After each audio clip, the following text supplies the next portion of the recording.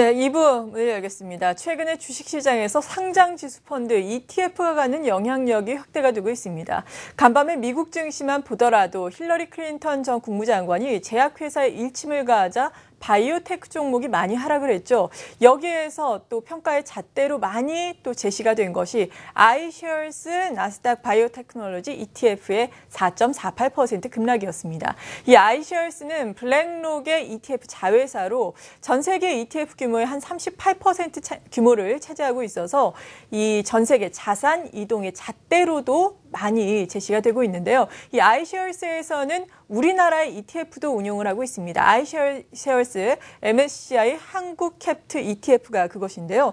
2000년 5월에 펀드가 설정이 됐는데 2000년 5월 펀드 설정 이후에 월간 기준으로는 최대 규모로 8월에 자금이 빠져나갔습니다. 그 규모가 무려 3억 1천만 달러에 달했고 이번 달도 15일까지 보자면은 무려 이 ETF에서만 우리나라에서 1억 7천만 달러의 자금이 빠져나갔다라고 합니다. 우리나라 최근에 외국인의 매매 동향을 보자면은 전반적으로 ETF가 차지하는 외국인 비중 중에 한 20%가 된다고 하니까 이 ETF의 동향도 우리가 이제는 찬찬히 살펴보면서 투자 전략을 세워봐야 하지 않을까라는 생각이 드는데요. 잠시 후에 글로벌 ETF의 동향에 대해서 자세하게 점검을 하는 시간 마련했습니다.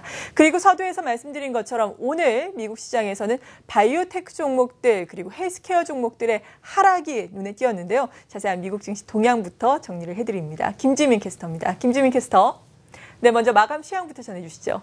네, 뉴욕 증시 지난주 하락에 따른 저가 매수세가 유입되면서 3대 지수 모두 소폭 오름세로 마무리를 했습니다. 장 초반 1% 넘게 상승하면서 기분 좋게 출발했는데요. 하지만 힐러리 클린턴 민주당 대선 후보와 또 로카트 연준 총재 발언에 상승폭이 둔화됐습니다. 부동산 지표가 부진했던 것 역시 증시의 부담 요인으로 작용했습니다. 다우지수 흐름 보면서 좀 더 자세하게 살펴보시죠. 미국의 8월 기존주택 판매가 발표됐습니다.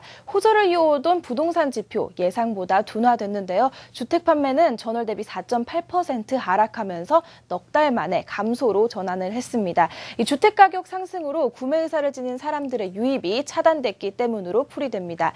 힐러리 발언, 바이오 관련주 힐러리 발언으로 인해 바이오 관련주 부진한 흐름 보였고요. 헬스케어 지수는 1% 넘게 하락했습니다. 시장의 특징적인 종목들 함께 살펴보시죠. 폭스바겐은 18%대 급락했는데요. 이 디젤 차량의 배출가스 조작으로 48만 대 정부로부터 대량 리콜 처분을 받았고요.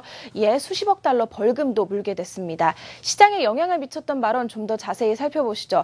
이 힐러리 민주당 대선 후보는 트위터를 통해서 특정 질병을 치료하는 약값이 폭리를 취하는 것은 있을 수 없는 일이라면서 내일 대처 방안을 내놓겠다고 밝혔는데요. 뉴욕타임즈의 보도를 링크로 리트윗하기도 했습니다. 뉴욕타임즈를 비롯한 미국 언론은 최근 전염병 치료제인 다라프림이 하루 만에 약값을 50배나 넘게 올려서 폭리를 취했다고 보도했는데요. 한 알에 13달러에 불과하던 이 약을 하루 만에 750달러까지 가격을 상향 조정해서 환자들로부터 비난을 받은 바 있습니다.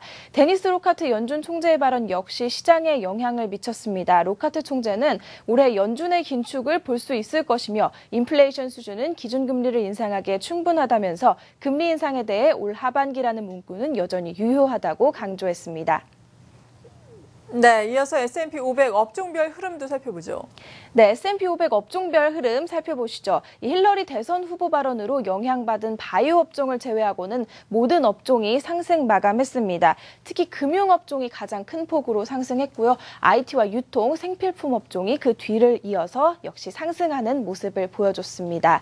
유럽 증시도 일제히 상승 마감했습니다. 이 그리스 총선에서 알렉시스 치프라스 전 총리가 승리한 데 긍정적인 영향을 받은 것으로 풀이가 됩니다. 이 독일 닥스 지수는 폭스바겐 이슈에도 불구하고 0.3% 강세로 마감을 하면서 9,948레벨대에 마무리를 했고요. 프랑스 까크 지수 역시 1.09% 강세로 마무리했습니다.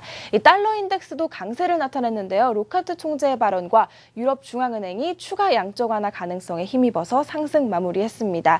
반면 금값은 달러 강세 영향으로 전거래일 대비 하락 마감했고요. 이 국제유가는 휘발유 가격 가격이 급등하면서 급등했습니다. 하루에 15만 배럴 이상 정유하는 허스키 공장에 지난 주말 화재가 발생하면서 휘발유 가격이 3% 넘게 상승 마감했는데요. 이에 영향을 받으면서 WTI는 4.31% 강세로 마무리했고요. 브렌트유 역시 3.05% 강세로 마무리했습니다. 네, 김주민 캐스터 수고하셨습니다.